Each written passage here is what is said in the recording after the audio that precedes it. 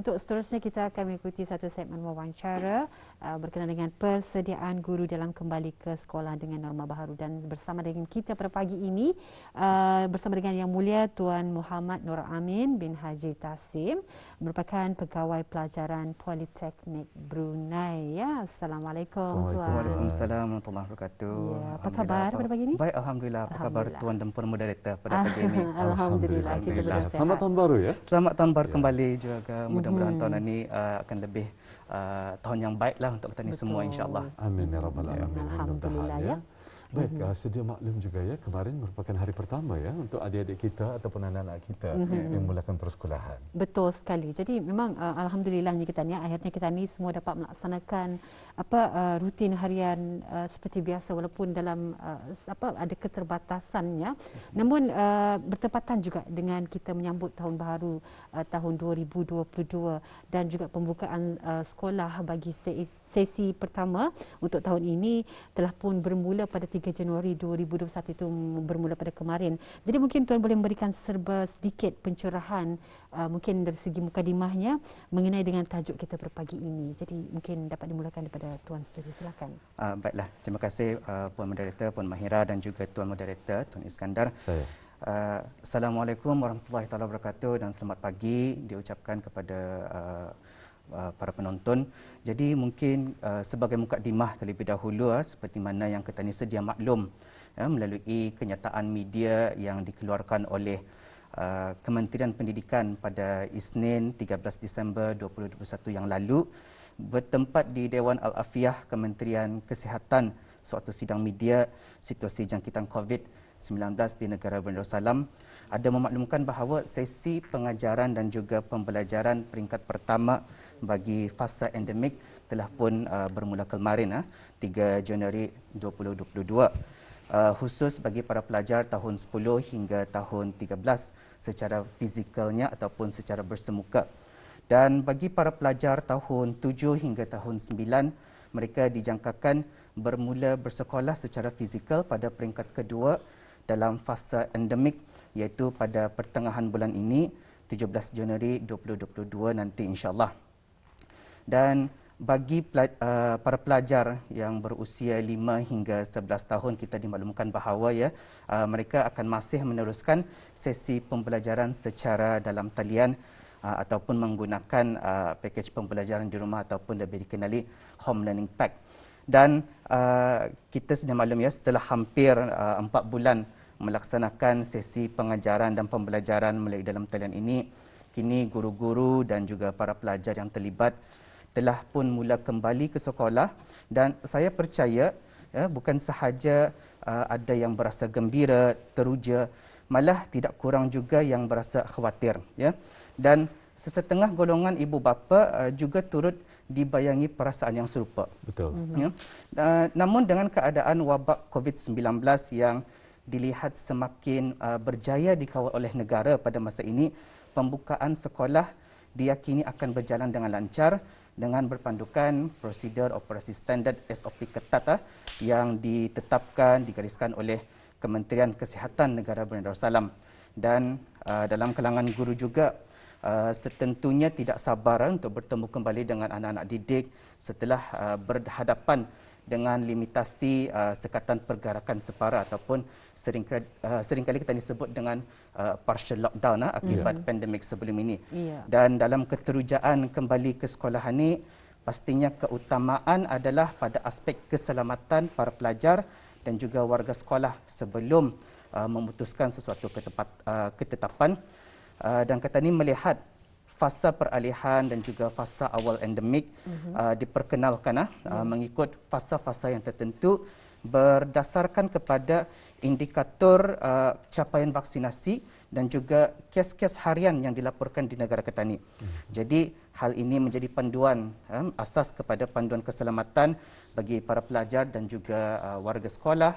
Justru apabila diumumkan pembukaan sesi pengajaran dan juga pembelajaran ini mengikut fasa, maka ia adalah satu tindakan yang tepat dan juga mempunyai asas pertimbangan yang kukuh.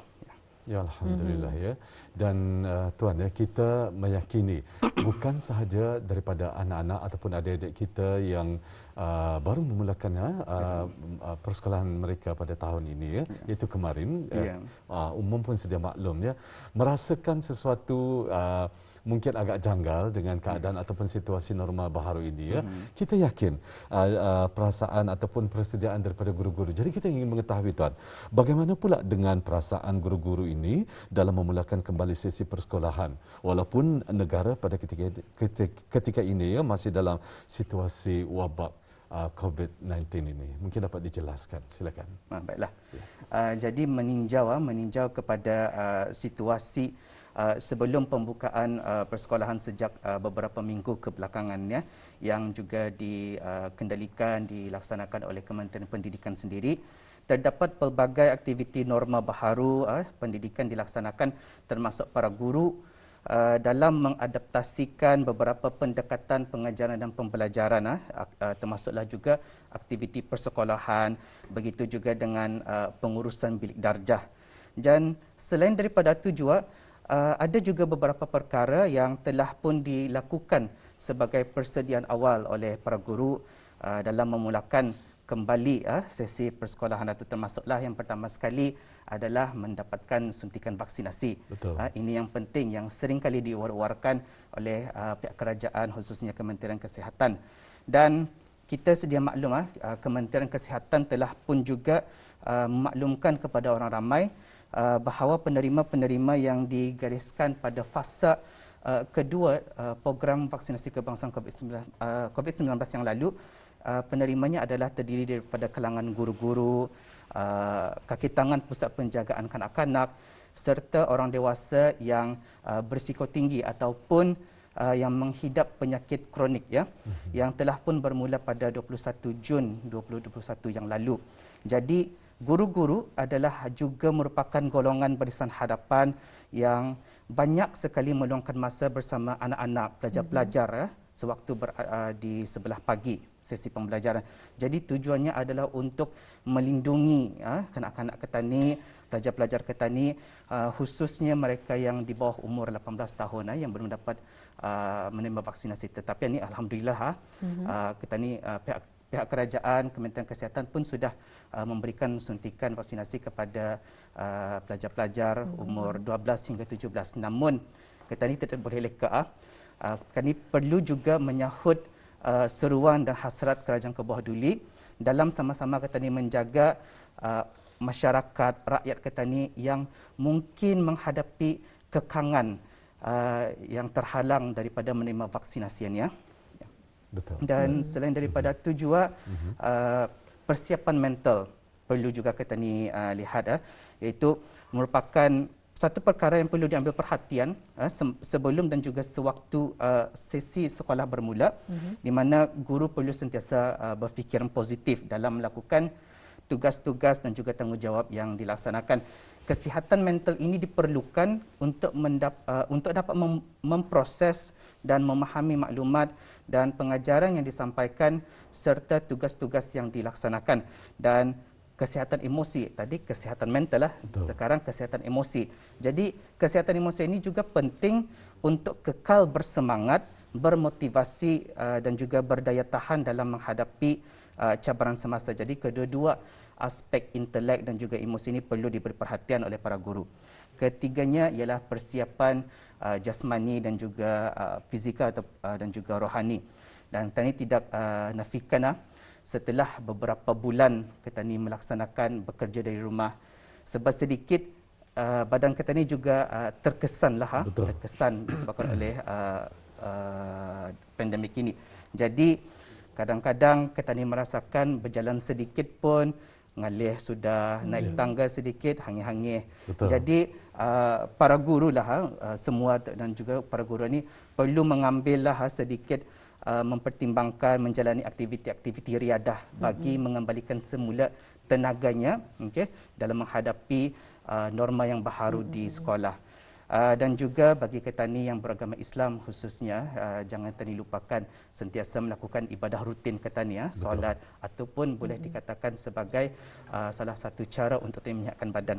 Dan bagi yang mungkin bukan beragama Islam, rakan-rakan petani, mereka ada kadang-kadang melaksanakan yoga ataupun meditasi petani.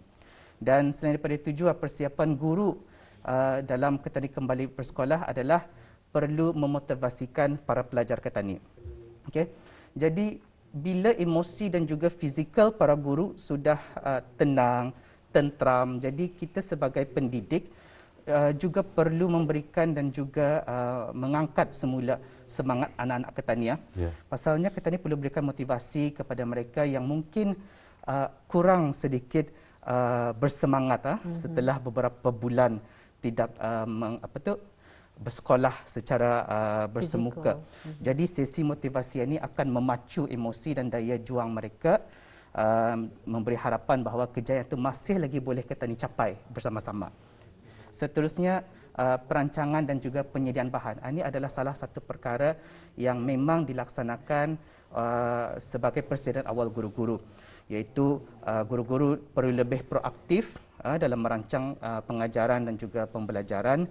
Sukatan pelajaran dan juga perancangan yang sebelum ini berubah sewaktu gelombang kedua, semuanya perlu kita tinjau kembali, diubah dan disesuaikan dengan keadaan fasa sekarang.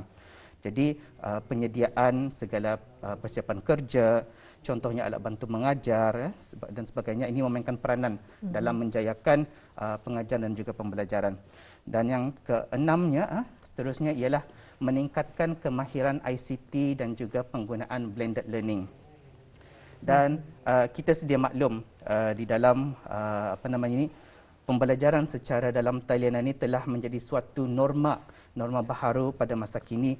Jadi mahu tidak mahu kita perlu membiasakan, kita perlu belajar dan juga mempraktikkannya. Dan para guru juga perlu mengadaptasikan diri dan melaksanakan pembelajaran dan juga pengajaran ini menerusi pelbagai sistem dalam talian sebagai platform yang sangat signifikan dalam mewujudkan sesi interaksi dan juga pembelajaran antara guru dan juga para pelajar. Jadi mungkin sebagai terakhir sebelum kita menutup soalan tadi, kita perlu juga memastikan bahawa guru-guru bersedia dengan mematuhi segala SOP-SOP yang sudah ditetapkan dan perlu sentiasa mengingati kembali kepada anak-anak, pelajar-pelajar untuk sama-sama juga mengikuti SOP yang sudah ditetapkan, yang sudah kita kerjakan dan perlu dibudayakan. Itu kata kuncinya, budaya. Betul. Ya, jadi itu merupakan antara beberapa persiapan juga persediaan guru-guru dalam kembali ke sekolah dengan norma baru ini. Bukannya mudah sebetulnya, perlu perancangan yang rapi dan juga persiapan yang mungkin mengambil masa yang agak lama. Tapi ialah untuk menyesuaikan dalam keadaan norma baru ini. Alhamdulillah start kemarin ataupun bermula pada kemarin guru-guru dan juga anak-anak sekolah terutama sekali bagi kanak-kanak memang memberikan semangat pada mereka kerana ialah dapat berjumpa kembali bersama dengan rakan-rakan bersemangat kembali walaupun dalam keadaan norma baru untuk terus mematuhi SOP dalam semasa pembelajaran. Dan juga adik-adik kita ni ada juga yang masih lagi membuat pembelajaran secara dalam talian. Jadi memang satu perkongsian yang cukup jelas dan juga menarik juga tadi Jadi mungkin boleh diterangkan secara lebih kurang, kita ada masa lebih kurang dalam 5 minit sahaja lagi, mungkin mengkongsikan beberapa nasihat kepada guru-guru dalam membuat persiapan juga persediaan untuk kembali ke sekolah dalam norma baru ini, Tuan. Silakan. Jadi guru-guru lah juga tidak kurang golongan ibu bapa khususnya. Mungkin saya juga ingin menyentuh sedikit khusus buat ibu bapa lah, sama-sama kita ni beringat Jadinya jadilah ibu bapa yang bijak, sentiasa mempersiapkan diri anak-anak dan seharusnya kita tidak dapat nafikan kita akan merasa risau, bimbang, dan namun kebimbangan dan juga kerisauan petani untuk menghantar anak-anak memulakan persekolahan ini perlu juga disertai dengan kesiapsiagaan ibu bapa untuk memperlengkapkan anak-anak dengan kebiasaan atau norma baharu ini. maka keprihatinan dan kebertanggungjawaban ibu bapa itu amat penting, termasuk untuk memantau kesihatan anak-anak sebelum dihantar ke sekolah. Ini adalah satu perkara yang penting. Pastikan anak-anak periksa suhu badan mereka ya terlebih dahulu, bagi memastikan mereka tidak mempunyai menunjukkan sebarang gejala yang tidak sihat sebelum keluar daripada rumah untuk ke sekolah. Ini adalah untuk sama-sama melindungi bukan sahaja anak ketani tetapi juga anak-anak ibu bapa yang lain. Dan selaku ibu bapa, kalau anaknya kurang sihat, maka perlu kita mengambil langkah-langkah yang perlu mendapatkan rawatan dan seumpamanya. Dan selain daripada itu juga, ibu bapa disarankan untuk kalau bolehlah ya menyediakan bekal makanan daripada rumah. Ini bukan sahaja dapat mengurangkan pergerakan dan juga kesesakan ketika membeli di kantin, tetapi ketani akan dapat memastikan juga bahawa makanan yang disediakan oleh ibu bapa ini adalah bersih, selamat dan memenuhi nutrisi yang diperlukan oleh setiap anak-anak. Dan amalan ini perlunya ketani budayakanlah, walaupun setelah keadaan COVID ini meninggalkan ketani, insya-Allah. Jadi perlunya ketani budayakan. Seterusnya, mencipta kesedaran dan amalan penjarakan sosial dan juga kebersihan. Terdapat keperluan untuk ibu bapa untuk bertindak secara proaktif ya, dalam sentiasa mengingati dan juga memberikan kesedaran kepada anak-anak tentang kepentingan mematuhi SOP yang telah dijelaskan oleh pihak kerajaan. Jadi di sini bukan hanya guru memainkan peranan dalam sama-sama mengingati agar pelajar itu mematuhi SOP, tetapi ibu bapa juga perlu memainkan peranan ketani ya. Sentiasa mengingatkan anak-anak ketani memakai sungkup muka setiap masa apabila berada di dalam sekolah ya, dalam kelas. Penggunaan pensanitasi tangan. Ini saya rasa alhamdulillah setiap ibu bapa sudah pun ada membekalkan botol kecil pensanitasi untuk kegunaan tersendiri ya, hand sanitizer. Alhamdulillah. Seterusnya juga yang paling perlu diterapkan, diingatkan adalah pengamalan penjarakan sosial ini. Ini sesuatu yang mungkin bagi kanak-kanak disebabkan oleh keterujaan ini sukar untuk dibendung lah. Sering terlepas pandang ya tuan. Ya, betul. Tapi itulah, bukan hanya guru-guru yang memantau diorang, tetapi ibu bapa juga perlu memainkan peranan di sini ya. Dan termasuklah juga untuk tidak berjabat tangan. Ini adalah untuk mengurangkan peralihan jangkitan. Kita tidak mahu berlakunya sebarang jangkitan. Dan sentiasa juga mengamalkan kebersihan tangan dengan mencuci menggunakan sabun. Ini yang selalu diwar-warkan. Dan yang terakhir sekali adalah ibu bapa perlu ambil tahu tentang pembelajaran, perkembangan pembelajaran anak-anak. Ini penting. Dalam ketani mempersiapkan diri anak-anak untuk memulakan sesi persekolahan ini, ibu bapa juga perlu terus membantu, membimbing dan juga memantau perkembangan pembelajaran anak-anak bagi memastikan anak-anak ini tidak istilahnya tercicir dalam pembelajaran. Kerana kita ni tahu di sekolah memang guru-guru yang sentiasa memantau, berperanan. Tetapi ibu bapa jangan leka juga, kerana ini adalah tanggungjawab bersama. Bersama. Kerana apabila sekolah ini sudah mula dibuka, pastinya lah ada anak-anak yang mungkin ketinggalan sedikit mengikuti topik-topik yang pembelajaran tertentu. Ini mungkin disebabkan oleh berlakunya di dalam pelaksanaan pembelajaran atas talian ini adanya kekangan atau yang membataskan akses pembelajaran atau penerimaan pendidikan yang tidak konsisten dengan dalam kalangan para pelajar tertentu. Jadi kita kadang-kadang perlu faham, tidak semua kawasan ketani ada menerima isyarat rangkaian internet yang bagus. Jadi kadang-kadang terpaksa anak itu yang dapat mengikuti. Jadi di sini peranan ibu bapa juga, selain daripada peranan guru. Dan justru seharusnya ibu bapa bersedia untuk sama-sama membantu, berganding bahu dengan guru-guru memberikan sokongan, galakan dan juga motivasi kepada anak-anak untuk terus belajar dan melipat gandakan lagi usaha bagi memastikan mereka ini tidak terus ketinggalan. Jadi kesediaan ibu bapa untuk terus-menerus memberi kesedaran kepada anak akan beri pentingnya memberi fokus dalam pembelajaran di dalam kelas secara bersemuka, secara tidak langsung menangani isu keciciran pembelajaran anak-anak susulan daripada COVID-19 ini. Ya, alhamdulillah ya. Demikian tadi telah dikongsikan juga bersama informasi, saranan pun ada untuk terutama sekali kepada guru-guru dan juga yang paling penting adalah ibu bapa dan juga penjaga bagi murid-murid ya yang baru memulakan persekolahan mereka di fasa nyorangan ini endemik kita. Betul. Ya, alhamdulillah. Jadi kita ucapkan terima kasih kepada Yang Mulia Tuan Muhammad Nur Amin bin Haji Tassim, itu merupakan pegawai pelajaran Pelajarian Brunei. Terima kasih atas penjelasannya. Terima kasih kembali. InsyaAllah kita akan berjumpa lagi. Assalamualaikum. Waalaikumsalam warahmatullahi wabarakatuh.